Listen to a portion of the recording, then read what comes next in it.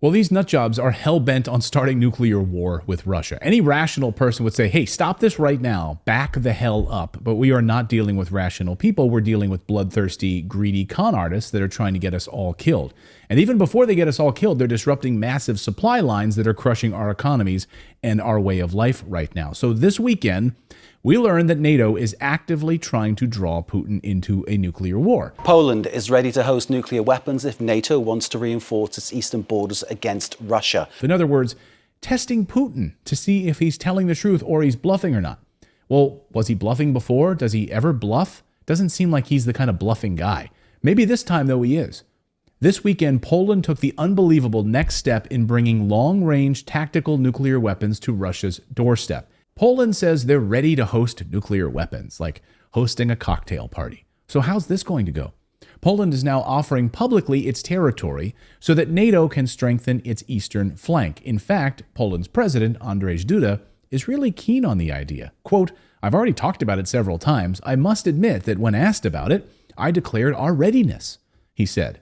In other words, please send the nukes here. NATO isn't commenting on this, of course, and sources say this is going to happen. And it's been in the works for a few years now. Part of this sharing agreement is that we get to use your land to hold our nukes, and then Poland gets to use them. Seriously, this comes right out of the mouth of Polish leadership, by the way. You can put them here, but we also want to know that we can use them. This is a direct nuclear threat to Russia. And if you think this is a fantasy, we also learned this weekend that Poland has been lying about a massive new infrastructure project that they've been building. Oh yeah, Russia has been saying that Poland's new massive project is for military purposes. Housing nuclear weapons, launching long-range attacks at Russia. Poland's like, no.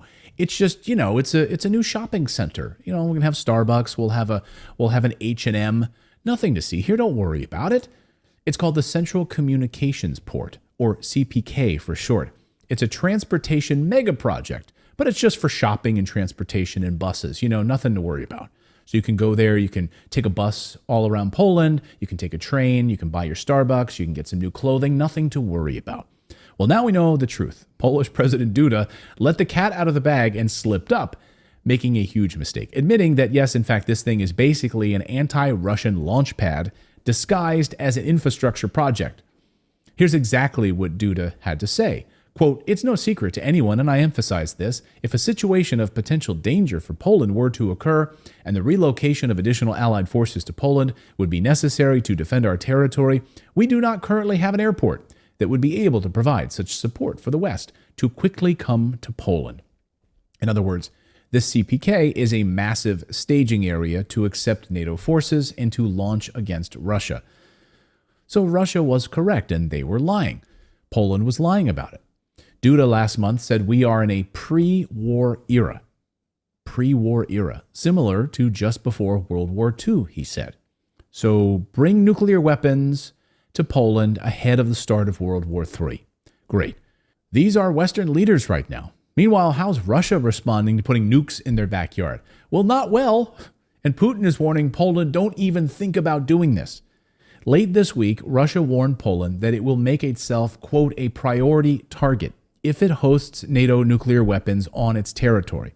Putin says that Russia considers any expansion of NATO's nuclear sharing on Polish territory, quote, deeply destabilizing, end quote, and they won't stand for it. In fact, Russia called it a clear threat to their country. I spoke to Benjamin Abelo. He's the author of the great book, How the West Brought War to Ukraine. I highly recommend it.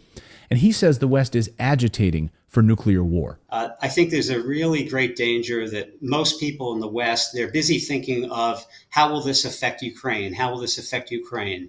How will this affect the U.S.-Russian relationship? And they're not thinking clearly enough about that we are taking it's a finite but a real risk of escalation to a nuclear level. So what really caught my eye right off the bat was the possibility of nuclear escalation to the nuclear level. And of course, the nutjobs in Congress and others who are calling for a nuclear war are saying these are just tactical nukes. Like these are just going to be, we'll just wipe out a country. These aren't wipe out the whole world nuclear weapons. This is what they're thinking right now and talking about. Just look at the locations where the U.S. currently stores nuclear bombs in Europe. U.S. tactical nuclear weapons are stored at 6 bases in 5 NATO member states. Belgium, Germany, Italy, the Netherlands and Turkey. As for France and the UK, the other two nuclear-armed NATO members, they have their own stockpiles and don't host US weapons. Again, what would the United States do in such a situation? A nuclear power putting nukes in our backyard. Well, we would destroy them. We would never allow for it. And yet we're doing the exact same thing to Russia. Now, Russia says, quote, any nuclear weapons deployed to Poland would be a legitimate target. And they called them priority targets. I mean, this is madness. They are hell-bent on driving the West right into the ground right now. And all of these sanctions and isolating moves are creating interesting bedfellows. We just learned this week that North Korea is going to start helping Iran to create a united front against the United States. So Biden has done the impossible here. He's brought China and Russia closer together, North Korea and Iran closer together. How has this helped the United States in any way? It hasn't. It's had the exact opposite effect.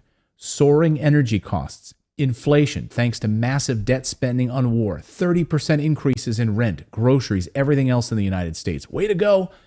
And on top of that, sanctions that have brought other countries closer together, destabilizing entire regions, and all these countries turning away from the US dollar. So this is an absolute disaster. It's no wonder that President Biden's new poll numbers out this weekend show the lowest for an American president in 70 years.